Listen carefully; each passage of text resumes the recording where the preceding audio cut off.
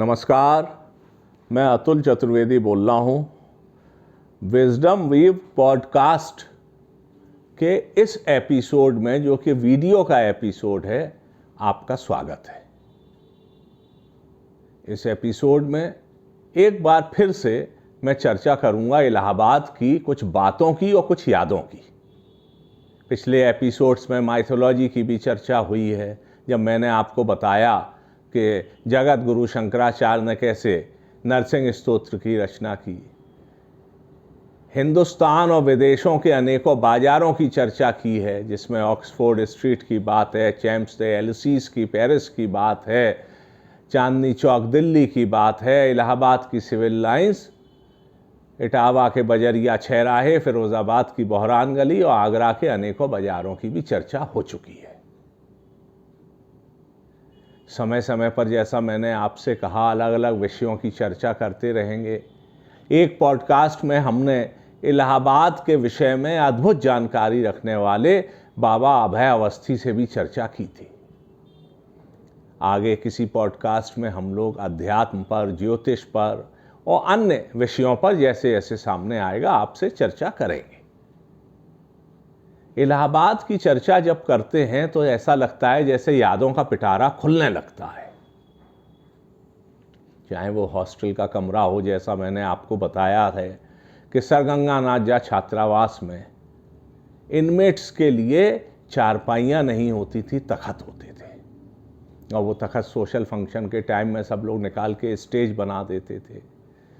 पीछे कैंटीन चला करती थी लल्लू की, जिसमें हम सभी लोग जाते थे, खाते थे और महीने का हिसाब होता था।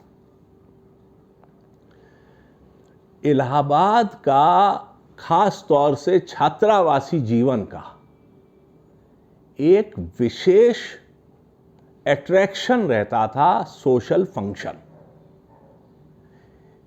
इस विषय में मैं चर्चा करूं उसके पहले मैं आपको बताऊं कि आगे के इसी एपिसोड में मैं आपको बताऊंगा इलाहाबाद यूनिवर्सिटी के छात्र रहे, बैंक रोड के निवासी एक ऐसे व्यक्ति के बारे में जिन्होंने 1989 में 26 जनवरी की परेड में एक कंटिंजेंट का नेतृत्व किया था। मैं आपको यह भी बताऊंगा कि एक कौन से ऐसे इनकम टैक्स के कमिश्नर थे, जो उस समय तो असिस्टेंट कमिश्नर थे, जो कि अपने छात्रावासी के लिए रात को घर का दरवाज़ा बंद होने पर दरवाज़ा फांद के और साथ चल दिए थे। कई घटनाएं इसमें जिक्र करूंगा। एक स्पाई मास्टर के विषय में बताऊंगा जो इलाहाबाद यूनिवर्सिटी से संबंधित रहे हैं। लेकिन सबसे पहली चर्चा आप सुनिए इलाहाबाद यूनिवर्सिटी के हॉस्टलों के, खास तौर से सरगंगानाथ झा छात्रावास के सोशल फंक्शन के दिन होने वाली म्यूजिकल नाइट की।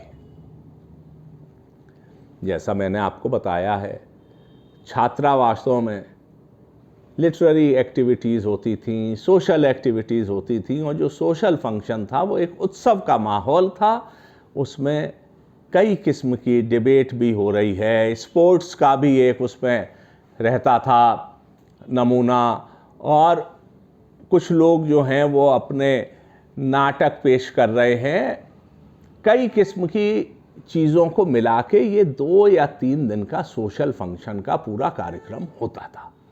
इस कार्यक्रम में डेलीगेसी से, यानी कि जो लोग हॉस्टल में नहीं रहते थे, और अलग अलग हॉस्टलों से लोग आके भाग लेते थे। हॉस्टल्स की टीम्स आती थी और बहुत ज़्यादा जोश इस बात का रहता था कि जो इलाहाबाद विश्वविद्यालय में हम लोगों के समय में एक ही महिला छात्रावास था, सरोजनी नायडू छात्रावास, उस छात्रावास की भी टीम आए, और वो टीम आए, उनको बाइज्जत लाना, और फंक्शन ख़त्म होते होते देर हो जाती थी तो बाइज्जत वापस सुरक्षित छोड़ के आना भी कुछ लोगों का जिम्मा होता था।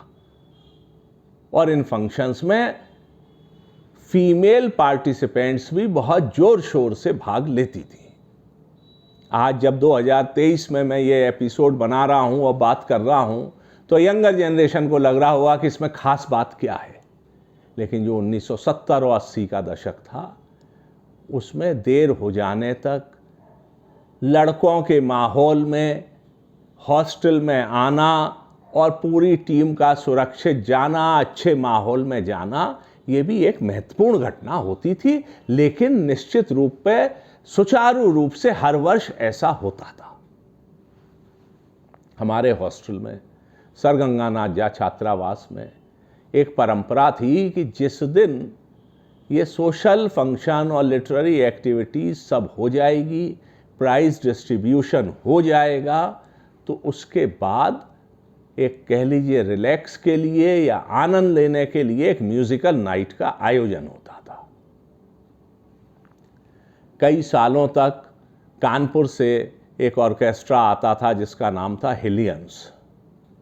1982-83 में जब मैं सोशल सेक्रेटरी बना सर गंगानाथ झा छात्रावास का, तो हमारे एक परिचित फिरोजाबाद के सुभाष जैन साहब थे, अब स्वर्गीय हैं।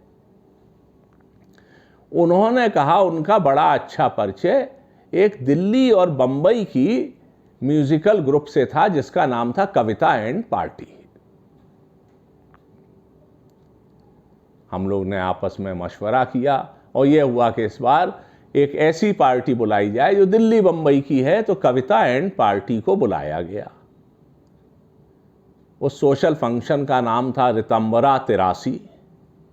वो नाम काफ़ी चर्चा के बाद हमारे मित्र हैं श्री जितेंद्र पांडे, छतमी गोपीगंज भदोई के हैं, मेरे रूम पार्टनर रहे धीरेन्द्र पांडे के कज़िन, इलाहाबाद में रहते थे, इंडियन पोस्टल सर्विस में उनका सिलेक्शन हुआ था, अब वर्तमान में वो दिल्ली रह रहे हैं।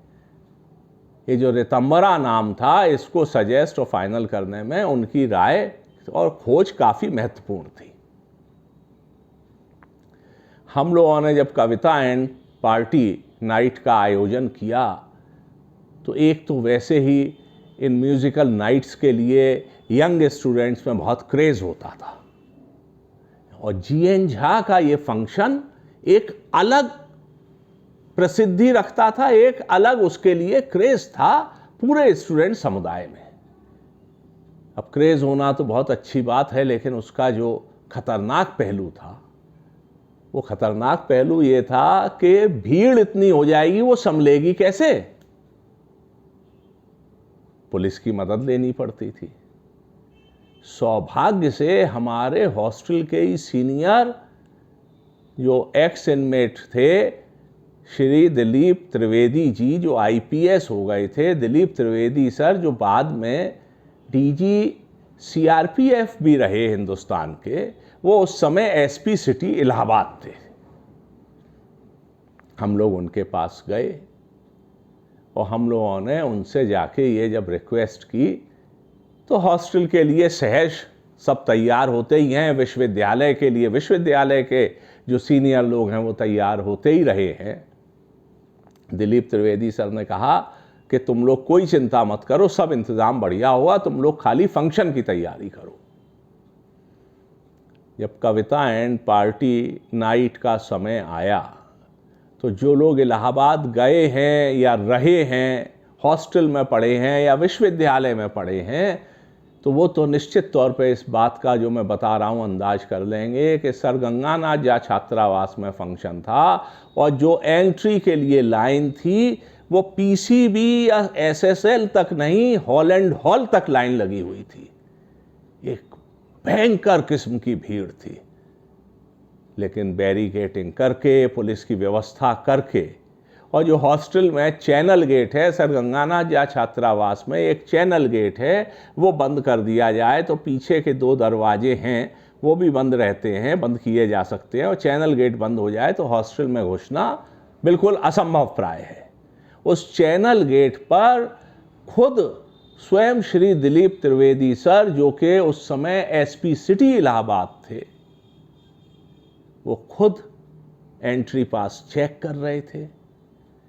और इतना बड़ा, इतना भव्य कार्यक्रम तमाम छात्रावासियों की मेहनत से, सहयोग से, सीनियर्स के सहयोग से, और सहयोग में चंदे का बहुत बड़ा रोल होता था, क्योंकि स्टूडेंट्स पे पैसा कहाँ से आएगा, सब किस्म के सहयोग से, और प्रशासनिक और पुलिस के दिलीप त्रिवेदी सर के सहयोग से वो अद्भुत कार्यक्रम संपन्न हुआ और जो लोग ने वो प्रोग्राम अटेंड किया था या अन्य हॉस्टलों में ऐसे प्रोग्राम अटेंड किए हैं, वो निश्चित तौर पर उस प्रोग्राम की भव्यता और उस प्रोग्राम की व्यवस्था का अंदाज लगा सकेंगे।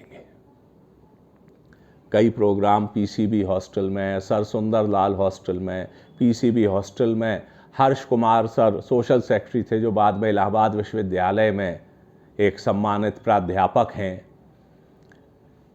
सर सुंदर लाल हॉस्टल में मुझे याद है Ramesh Chandra Mishra sir literary secretary थे और बहुत अच्छे कार्यक्रम कराते थे। इएंजा हॉस्टल, जिसको पहले मेयर हॉस्टल भी कहा जाता था, वहाँ के कार्यक्रमों का क्रेज़ अलग था। वहाँ पर जो डिनर या हाई टी होती थी उसमें आपको इनवाइट मिले, उसका क्रेज़ एक अलग होता था। और एक मज़ेदार किस्सा है मुस्लिम बोर्डिंग हाउस का। मुस्लिम बोर्डिंग हाउस ने एक मुशायरा आयोजित किया। हम लोग, मेरे साथ मेरी मौसी के लड़के गुड्डा दादा विनीत कुमार जी, जो बाद में इंडियन फॉरेस्ट सर्विस में हिमाचल प्रदेश में हुए, वो और हम लोग कई मित्र लोग साथ में गए थे उस मुशायरे को देखने। इस किस्म के बृहद आयोजन में आगे बैठ के देखने का मेरा तो पहला ही अनुभव था और उसमें सरदार अली जाफरी साहब, कैफ़ी आज़मी साहब, वसीम बरेलवी साहब और न जाने कितने आप नाम लीजिए, और वो मशहूर शायर वहाँ पर मौजूद थे। कब शाम को वो शुरू हुआ और देर रात 2-3 बजे तक चलता रहा, वो समय कैसे बीत गया। सफ़ेद चादरें फकाफक बिछी हुई हैं, सामने स्टेज है और उस पर मसंद लगे हुए हैं और उस पर ये तमाम मेल फीमेल शायर लोग बैठे हुए हैं। और जैसे आप कहिए कि आप बैठे हैं, ठंडी हवा का झोंका है और नदी की लहरें चलती चली जा रही हैं, उस पर नाव सेल करती चली जा रही है, ऐसे ही वो मुशायरे की शाम चलती चली गई। शाम ढली, रात हो गई और उस मुशायरे की यादें, जो आज लगभग 30-35 वर्ष हो गए, वो मुशायरे की यादें आज भी बिल्कुल ताज़ा हैं। ऐसे ये लगता है कि जैसे कल ही की बात है। बल्कि मैंने 30-35 कम कहा, 40 वर्ष हो गए। ऐसे इलाहाबाद हॉस्टल में अलग अलग पूरे छात्रावासों में, यूनिवर्सिटी के में सोशल फंक्शन हुआ करते थे। और भी बहुत सी यादें हैं सोशल फंक्शंस की जो मैं आपसे ताज़ी करूँगा। लेकिन पुलिस की बात चली है तो मैं आपको एक ऐसे स्पाई मास्टर के विषय में बता दूं जिनका सारी दुनिया ने लोहा माना और जो इलाहाबाद विश्वविद्यालय के छात्र थे। मैं बात कर रहा हूँ बनारस में जन्मे स्वर्गीय श्री रामनाथ काऊ जी की। इस नाम से मेरा पहला परिचय तब हुआ था जब मेरे ताऊ जी, जो सर गंगानाथ झा हॉस्टल में ही सन 37 से 40-41 तक रहे, स्वर्गीय सुबोध चंद चतुर्वेदी जी, वो और प्रोफेसर A.D. पंत साहब, G.R. शर्मा साहब, ये सब कंटेम्प्रेरीज थे। A.D. पंत साहब तो उनके साथ ही हॉस्टल में थे। तो सुबोध चंद जी, जिन्हें हम लोग दादा कहते थे, तो दादा ने एक किस्सा बताया कि इलाहाबाद में कहीं फंक्शन हो रहा था और दीवार फांद के जाना पड़ा। तो जब ये लोग चले तो दादा को दीवार चढ़ने में दिक्कत आ रही थी, तो एक लंबे हिष्ट पुष्ट सुदर्शन व्यक्ति ने अपनी हथेली हाथ की आगे कर दी कि इस पे पैर रख के दीवार फलांग जाओ, और वो व्यक्ति थे श्री रामनाथ काऊ। ये नाम पहली बार मैंने दादा से तब सुना। फिर मालूम पड़ा कि उन्होंने इलाहाबाद यूनिवर्सिटी से M.A. इंग्लिश लिटरेचर किया। उसके पहले बनारस का जन्म था और बनारस के जज रहे स्वर्गीय जगमोहन लाल मुशरान साहब की कंपनी में पहले काऊ साहब ने काम किया था। फिर इंपीरियल या इंडियन पुलिस में हो गए। जब भारत स्वतंत्र हुआ तो प्रधानमंत्री पंडित जवाहरलाल नेहरू की सुरक्षा के इंचार्ज रहे। लेकिन उनके कैरियर में महत्वपूर्ण मोड़ आया जब भारत की प्रधानमंत्री स्वर्गीय श्रीमती इंदिरा गांधी ने ज़रूरत महसूस की कि आईबी से हटके एक इंटेलिजेंस एजेंसी होनी चाहिए जो कि विदेश संबंधित मामले एक्सक्लूसिव तरीके से देखे। उस एजेंसी के लिए नाम श्री रामनाथ काव का आया, जो कि इंदिरा जी ने खुद चयनित किया। और ये काव साहब का इंटेलिजेंस में ऐसा कमाल रहा था कि जब चाइना का एक प्रतिनिधिमंडल, चाइना और भारत के संबंध बहुत अच्छे थे और उस जमाने की बात है, और चाइना का एक प्रतिनिधिमंडल बांडोंग सम्मेलन में भाग लेने इंडोनेशिया जा रहा था, जिसमें कि चाइना के प्रधानमंत्री चाउ एन लाई को भी जाना था। इनको कहीं से खबर लग गई और इन्होंने कन्वे कराया, और एन मौके पे चाउ एन लाई उस फ्लाइट से नहीं गए और वो फ्लाइट किसी बम विस्फोट के कारण क्रैश कर गई और उसमें सवार काफ़ी लोग मारे गए। इस काम के लिए रामनाथ काव साहब को पब्लिकली चाइना ने सम्मानित किया। चाउ एन लाई उनका पर्सनली एहसान मानते थे और बताया ये जाता है कि कुओमिंतांग करके वहाँ का जो ग्रुप था उसने ये घटना को अंजाम दिया था। सच्चाई तो जो लोग जानते होंगे वही जाने। ये रामनाथ काव साहब भारत की पहली सीक्रेट एजेंसी जो विदेश के मामले देखती थी, रिसर्च एंड एनालिसिस विंग, जिसे रॉ के नाम से भी जाना जाता है, उसके पहले चीफ बने। 1968 से 1977 तक रहे। बांग्लादेश का बनना हो, पाकिस्तान का 71 के युद्ध में हारना हो, सिक्किम का भारत में मर्जर हो, ये सारे कामों में रिसर्च एंड एनालिसिस विंग काव साहब के नेतृत्व में एक अलग किस्म से अद्भुत कार्यों को अंजाम दे रही थी। और इलाहाबाद विश्वविद्यालय का छात्र यानी कि श्री रामनाथ काव सारी दुनिया में अपना नाम कर रहे थे। और फ्रांस के एक इंटेलिजेंस चीफ की किताब है जिसमें उन्होंने ये कहा है कि दुनिया के 5 सार्वकालिक बेस्ट स्पाई मास्टर्स में एक भारत के श्री रामनाथ काव थे। इलाहाबाद विश्वविद्यालय के छात्र होने के नाते, इलाहाबाद विश्वविद्यालय के सदस्य होने के नाते हम लोगों को इस पर गर्व होना चाहिए। एक किस्सा और आपको बताऊंगा। मैं बैंक रोड की बातें कई बार कर चुका हूं। बैंक रोड में हमारे मित्र हुआ करते थे, हम लोगों के साथी थे श्री महिम स्वामी। उनके पिताजी स्वामी साहब एजुकेशन विभाग में थे। ये लोग बैंक रोड पर रहते थे। महिम स्वामी साहब का 1985 बैच में सिलेक्शन हुआ यूपीएससी के एग्ज़ाम के थ्रू आरपीएफ में, रेलवे प्रोटेक्शन फोर्स में। 1989 का जो 26 जनवरी को जो परेड निकलती है गणतंत्र दिवस की राजपथ पर, उसमें जो आरपीएफ का कंटिंजेंट था, जब हम लोग ने देखा तो लगा कि ये जो सामने व्यक्ति इस कंटिंजेंट को लीड कर रहा है बहुत जचता हुआ, और बिल्कुल जैसे आप लोग ने सबने ये गणतंत्र दिवस की परेड देखी है, तो उनको जो लीड कर रहे थे आरपीएफ के कंटिंजेंट को, वो यही महिम स्वामी साहब थे। हम सब के लिए और इलाहाबाद यूनिवर्सिटी के लोगों के लिए ये उस समय में बड़ा हर्ष का और गर्व का विषय था। महिम स्वामी साहब बाद में आरपीएफ में उच्च पदों पर रहे और आईजी आरपीएफ होके या उसके समकक्ष बड़े पद से रिटायर हुए हैं। मेरा मतलब ये है कि इलाहाबाद विश्वविद्यालय के लोग, आप किसी दिशा में चले जाइए, किसी कोने में चले जाइए, किसी क्षेत्र में चले जाइए, वो इसका नाम उजागर कर रहे हैं। और उसकी वजह यही है कि इलाहाबाद विश्वविद्यालय आपको ऐसी शिक्षा, ऐसा एनवायरनमेंट देता रहा है जिसके लिए हम सब लोगों को उसका ऋणी होना चाहिए और ऋणी हैं। आज के इस एपिसोड में मैं आखिर में एक चर्चा और करूंगा। बात 1986 की है। मेरी छोटी बहन की डिलीवरी होनी थी, यानी कि मेरी भांजी का जन्म होने को था, और उस समय वो आगरा के डॉक्टर के ट्रीटमेंट में थी। और इत्तेफाक की बात है कि जब वो समय आया तो जिस डॉक्टर के वो ट्रीटमेंट में थी वो डॉक्टर हिंदुस्तान से बाहर थी। अचानक कुछ ऐसा था कि रात को हम लोगों को भागना पड़ा।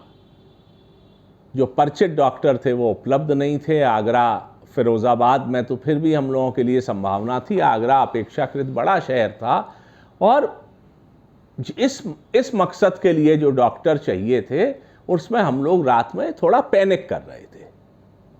तो मेरे सर गंगानाथ झा छात्रावास के सीनियर और मैं 126 नंबर कमरे में जब रहता था तो मेरे बगल में 127 नंबर कमरे में रहते थे श्री अमरेश चंद्र शुक्ला जी।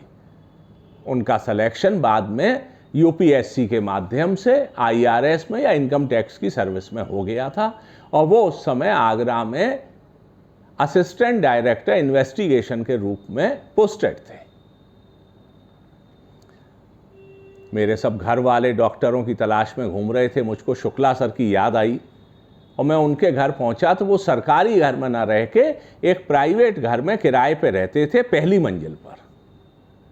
रात का शायद 12 बजा हो, 1 बजा हो, 1:30 बजा हो, हमने जाके, उस ज़माने में मोबाइल फ़ोन वगैरह थे नहीं, तो जाके उनके घर की घंटी बजा दी बेझिझक। और शुक्ला सर का इतना हम लोगों पर आशीर्वाद और स्नेह था अपने जूनियर्स पर। वो रात को उन्होंने ऊपर से पूछा क्या बात है, मैंने बताया तो वो आए और बोले कि मकान मालिक तो सो रहे होंगे। तो वो जो गेट बड़ा सा लगा हुआ था उस गेट को फांद के हमारे साथ आ गए। आप सोचिए कि असिस्टेंट कमिश्नर इनकम टैक्स का पद है, रात का 1:30 बजा है, अपना ही घर है, लेकिन एक तरफ तो हमारे साथ के लिए वो आ रहे हैं मदद के लिए और मकान मालिक को रात को न जगाना पड़े, तो वो गेट फांद के आए। ये बात मैं ताजिंदगी भूलता नहीं हूँ। फिर रात को हम लोग गए, डॉक्टर वरुण सरकार हुआ करते थे उनके यहाँ, उनको जगाया और आखिर में फिर एक नर्सिंग होम में मेरी भांजी का जन्म हुआ। वो अलग किस्सा है, लेकिन जो इलाहाबाद यूनिवर्सिटी के एक सीनियर का अपने, या इलाहाबाद यूनिवर्सिटी के एक व्यक्ति का अपने साथी के लिए दिन हो या रात हो, कैसा भी समय हो, उसमें खड़े होने का यह भी एक उदाहरण है। जैसा मैं पहले भी कह चुका हूँ कि इन सब किस्सों की चर्चा मैं इसलिए करता हूँ कि जो बाद की जनरेशन है उनको मालूम पड़े कि हमारी परंपरा ये है, एक दूसरे के लिए हाथ से हाथ बांध के दिन हो या रात हो इलाहाबाद वाले खड़े रहे हैं, सुख में दुख में। ये परंपरा जारी रहनी चाहिए और हमको इस परंपरा का गर्व होना चाहिए। अगर आपको ये एपिसोड पसंद आया है तो इस चैनल को फॉलो करिए, पॉडकास्ट को फॉलो करिए, लाइक करिए और शेयर करिए। आपके कमेंट्स का हमेशा की तरह मुझे इंतज़ार रहेगा। और मैं आपसे फिर कहूँगा कि अगर आप इसको शेयर नहीं करेंगे, चैनल को सब्सक्राइब नहीं करेंगे, तो मुझको मालूम नहीं पड़ेगा कि आप सुन रहे हैं। और जब मुझे मालूम पड़ता है कि आप सुन रहे हैं, आप देख रहे हैं, तो निश्चित तौर पे मेरा भी उत्साह बढ़ता है। अगर आपको चैनल अच्छा लग रहा है, आपको बातचीत अच्छी लग रही है, आनंद आ रहा है, आप चाहते हैं कुछ और किस्सों की चर्चा हो, तो आप जुड़े रहिए। अगले एपिसोड में मेरे इलाहाबाद विश्वविद्यालय के मित्र, मेरे साथी, मेरे बैचमेट श्री संदीप सक्सेना जी ने मुझसे कहा है, तो मैं कुछ चर्चा करूंगा हॉस्टलों के आपस में लाइट जाने पे जो प्रेम पूर्वक वार्तालाप होता था उसके विषय में। और भी कई यादें होंगी। आज के एपिसोड में इतना ही। अगले एपिसोड में फिर मुलाकात होगी। तब तक के लिए आज्ञा दीजिए। धन्यवाद। नमस्कार।